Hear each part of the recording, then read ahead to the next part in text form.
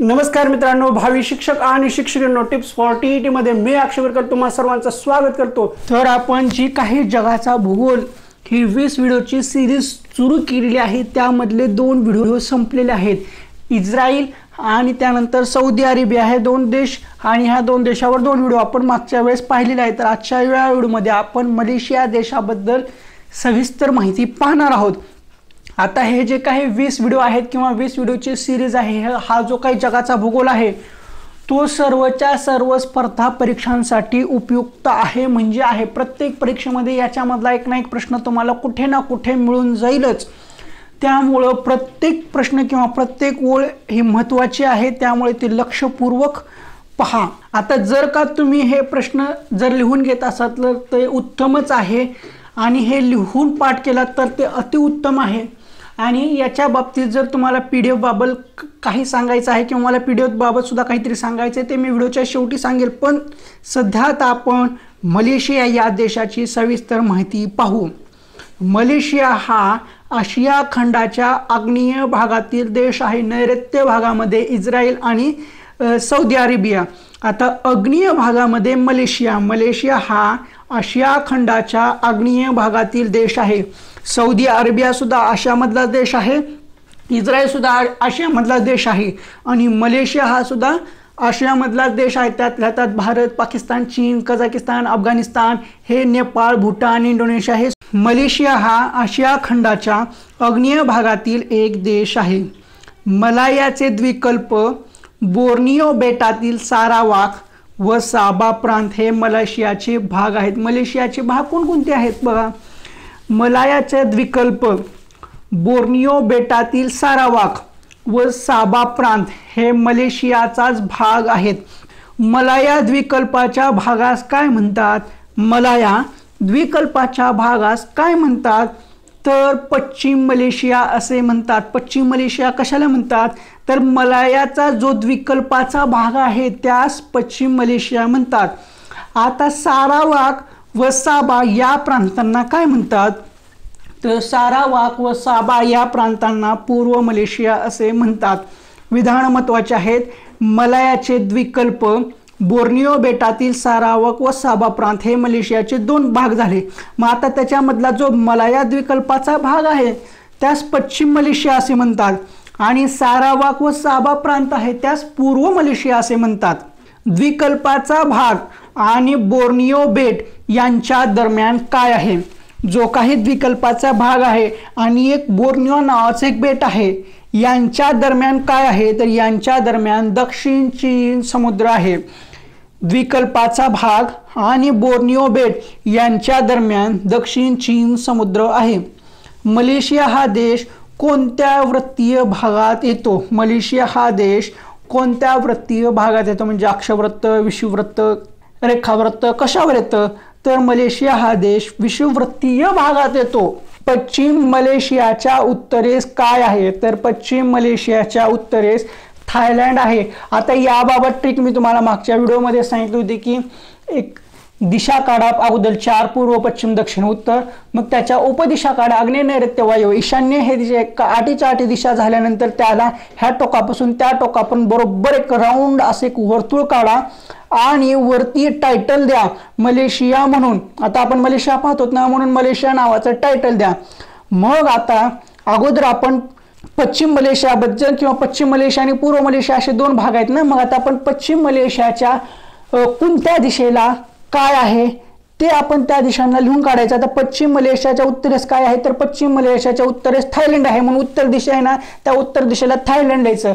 मग त्याच्या बाजूने मस्तपैकी आणखीन एक वर्तुळ काढायचं। मग आता नंतर आपल्याला पूर्व मलेशियाचा उल्लेख कुठे येतो आणि पूर्व मलेशियाच्या उत्तरेस आणखीन काय आहे ते तिथे आपल्याला ॲड करता येईल। मग प्राणी असतो, वनस्पती असते, कोणती वनस्पती आढळते किंवा प्रत्येक जो देश आहे त्या देशाला 8 दिशेच्या बाबत 8 दिशांना काही ना काहीतरी असतं किंवा कोणता तरी देश असतो, कुठलं तरी समुद्र असतं किंवा कुठलं तरी पठार असतं, हे ते असं लिहून काढायचं, वर्तुळ करून काढायचं म्हणजे एका चार्टमध्ये सर्व व्यवस्थित समजून जातं।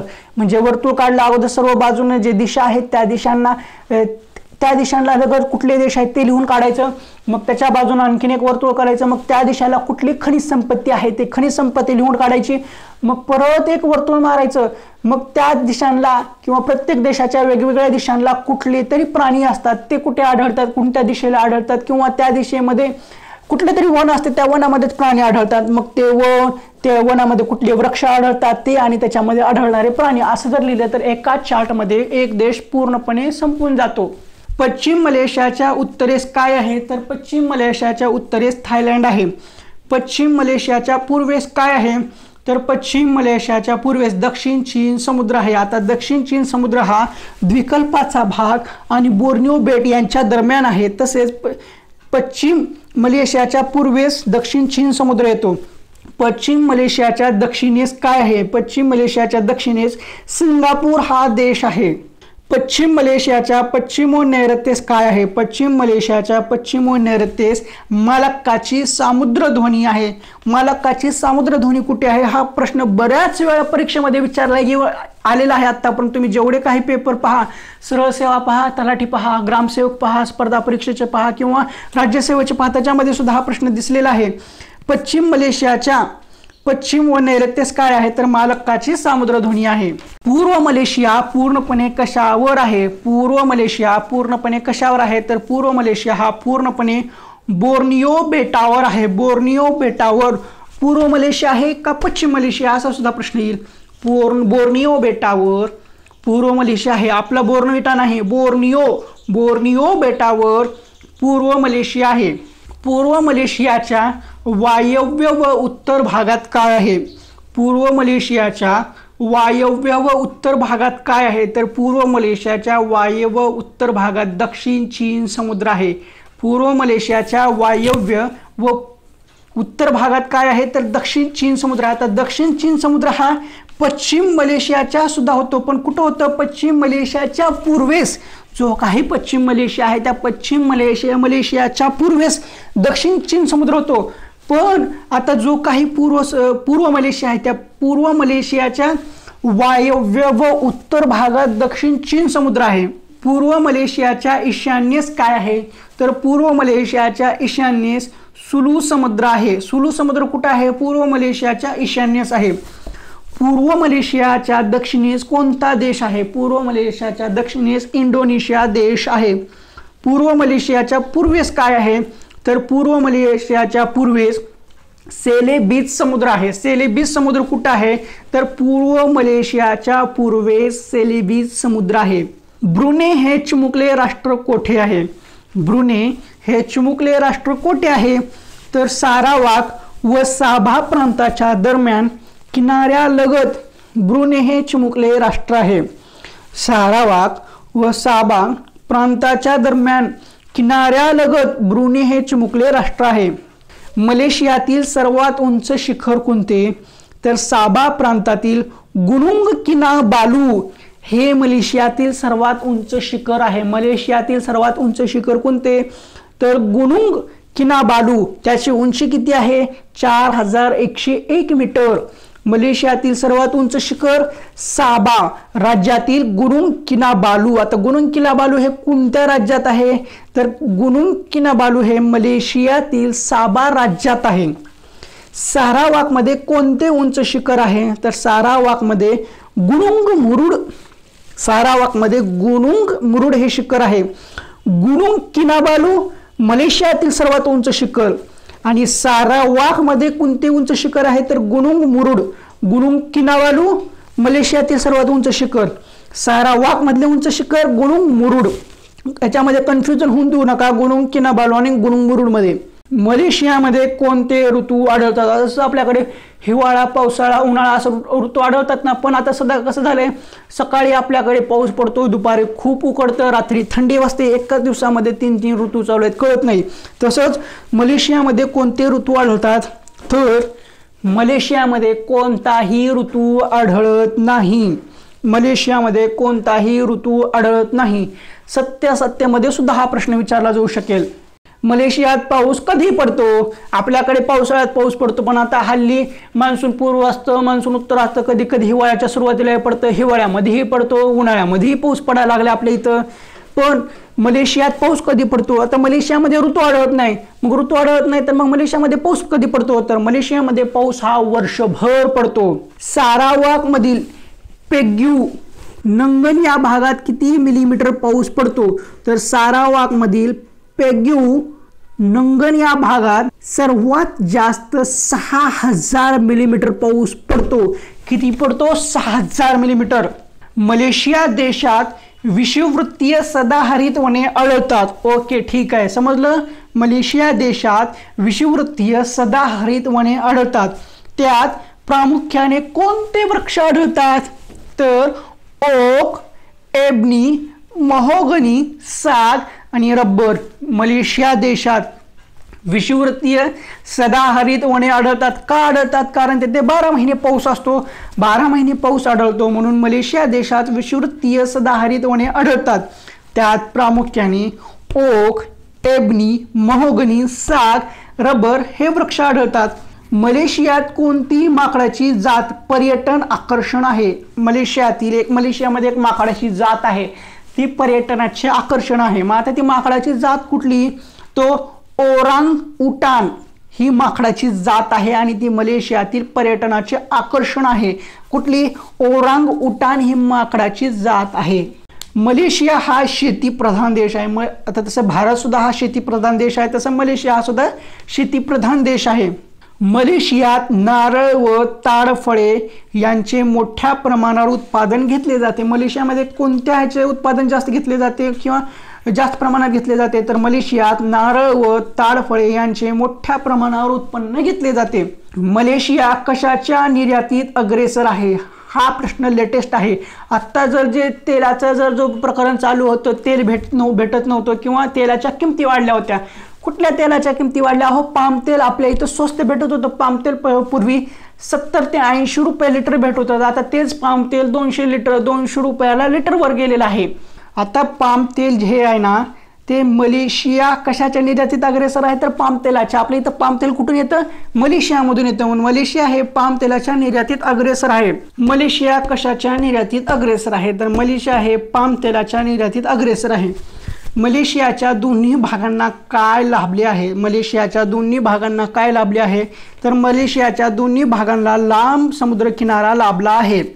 मलेशियातील माशांचे प्रकार कोणते? तर मलेशियातील माशांचे प्रकार हे बिलीस, उदांग, देहाल. आत्तापर्यंत हे नाव आपण ऐकले नाहीत. आपले इकडले मासे वेगळे आहेत. मलेशियातील माशांचे प्रकार कुठले? बिलीस, उदांग, देहाल हे मलेशियातील माशांचे प्रकार आहेत. आता मलेशिया हा पाम तेलाच्या निर्यातीत अग्रेसर आहे.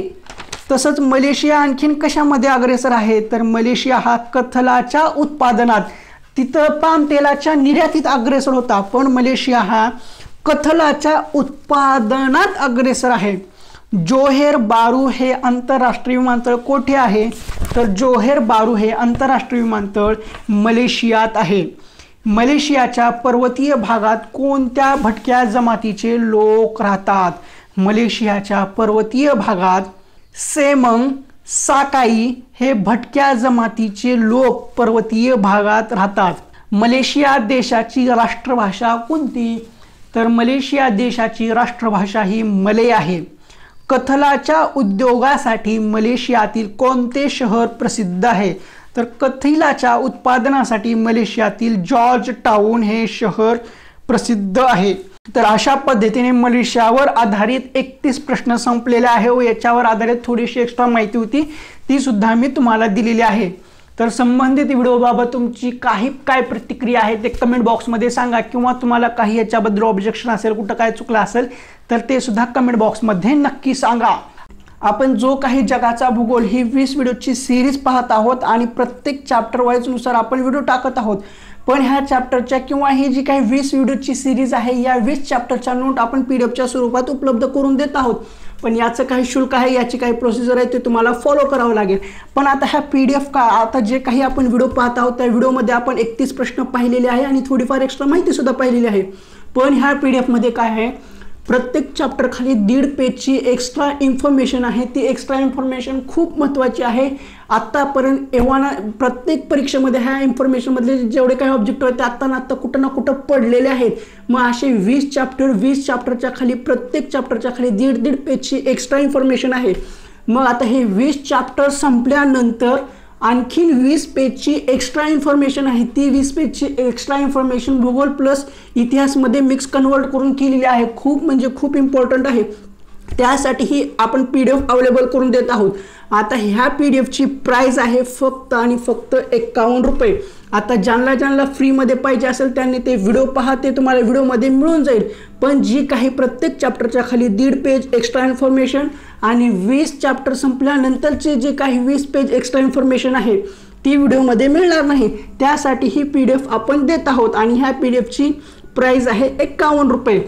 मग आता ही PDF मिळवायची कशी, तर त्यासाठी स्क्रीनवर तुम्हाला एक नंबर दिसेल 89 99 65 38 15 89 99 65 38 15 आणि आणखीन एक नंबर 99 70 96 11 44। आता जी तुम्हाला 2 नंबर दिलेले आहेत त्यापैकी पहिला जो नंबर आहे 89 99 65 38 15 मोस्टली ह्याच नंबरवर तुम्ही फोनपे, गुगल पे, पेटीएम किंवा ऑनलाईन ट्रान्झॅक्शन फक्त 89 99 65 38 15 ह्याच नंबरवर करण्याचा प्रयत्न करा। आणि जर ह्या नंबरवर नाही झाला तर जर दुसरा नंबर दिलेला आहे 99 70 96 11 44 ह्या नंबरवर करा। जर पहिल्या नंबरवर सक्सेसफुल नाही झालं तर दुसरा नंबर ट्राय करा 99 70 96 11 44। पण मोस्टली 99% पहिला जो नंबर आहे 8999653815 त्याच्यावरच पेमेंट करा। आणि तुमची एकदा पेमेंट झाली, ती पेमेंट सक्सेसफुल झालेला स्क्रीनशॉट त्याच नंबरवर पाठवा 89 99 65 38 15। तुम्ही ज्या नावाने पेमेंट केली आहे त्याचा स्क्रीनशॉट घ्या आणि ह्या नंबरवर व्हॉट्सअप करा। आणि तुम्हाला कोणती PDF पाहिजे, आता जगाचा भूगोल पाहिजे तर लगेच तिथे मेसेज करा जगाचा भूगोल PDF म्हणून आणि तुमची पेमेंट केलेली ती सक्सेसफुल झालेली ती सेंड करा। तुमचं नाव काय आहे ते टाका, तुम्हाला PDF मिळून जाईल। आणि हा PDF भेटल्यानंतर तुम्हाला त्या PDFचा पासवर्ड सुद्धा दिला जाईल। प्रत्येक PDFचा पासवर्ड वेगळा असेल। ज्याला PDF भेटलेली आहे त्याला पासवर्ड सुद्धा दिला जाईल। पेमेंट सक्सेसफुल झाली त्याचा स्क्रीनशॉट काढा आणि 8999 65 38 15 89 99 65 38 15 ह्या नंबरवर व्हॉट्सअप करा। जी PDF पाहिजे त्याचं नाव टाका जगाचा भूगोल, तुम्हाला PDF भेटेल, त्याचा पासवर्ड सुद्धा भेटेल। आणि एक गोष्ट लक्षात घ्या, तुम्ही पैसे देऊन ही PDF घेत आहात तर ही PDF तुम्ही कुणीही दुसऱ्याला देऊ नका। फक्त ही PDF तुमच्यासाठी एकासाठी चालेल, कारण पासवर्ड टाकलेला आहे। मी तुम्हाला दिली, त्याचा पासवर्ड दिला तर ते फक्त तुम्हालाच ओपन होणार, तुम्ही दुसऱ्याला देऊ नका, कारण ते पैसे तुमचे आहेत। आता ह्या PDFची माध्यमातून तुमचा काही फायदा झाला, याच्यामध्ये नोकरी लागली तर तुम्ही दुसऱ्याला असंच फ्रीमध्ये दिलात तर तो काही त्याची पहिली पगार तुम्हाला देणार नाही, फक्त पार्टी दिली ना पगार देणार नाही। म्हणून सांगतोय, तुम्ही पैसे देऊन PDF घेतलात ना, मग ही PDF फक्त तुमच्या जवळच राहू द्या, कुणालाही देऊ नका।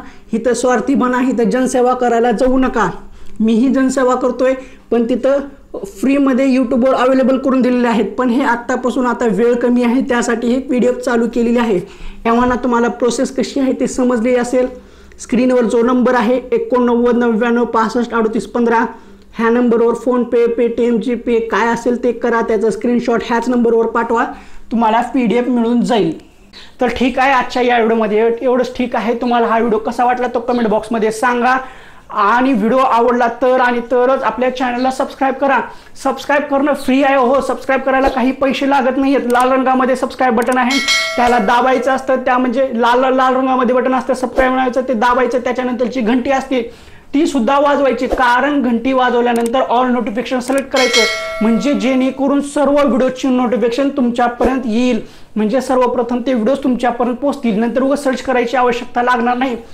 आणि व्हिडिओज हे जास्तीत जास्त शेअर करा। जर तुम्हाला चांगले वाटले, त्याच्यातून तुमचा फायदा झाला तर दुसऱ्यांना फायदा करून द्या। म्हणजे तुम्हाला जर पटलं नसेल तर तुम्ही दुसऱ्यांना काय पटवून देणार, तुम्हाला आवडले तर तुम्ही दुसऱ्यांना फॉरवर्ड करा, दुसऱ्यांना शेअर करा। जसे आपल्या ग्रुपवरचे व्हिडिओ दुसरीकडे जातात किंवा दुसऱ्या ग्रुपचे व्हिडिओ आपल्याकडे येतात, तसं आपले व्हिडिओज हे सुद्धा दुसऱ्या ग्रुपवर शेअर करत जावा. म्हणजे हे कसं आहे माहिती आहे का, आणखीन काही जणांना माहिती नाही की बाबा इकडं नोट्स भेटतात, इकडं नोट्सचे व्हिडिओ आहेत, फ्रीमध्ये भेटतात, आणखीन बऱ्याच जणांना माहिती नाहीये. तर सर्वांना त्याचा फायदा करून द्या, घेऊ द्या. तर बस एवढंच सांगायचं.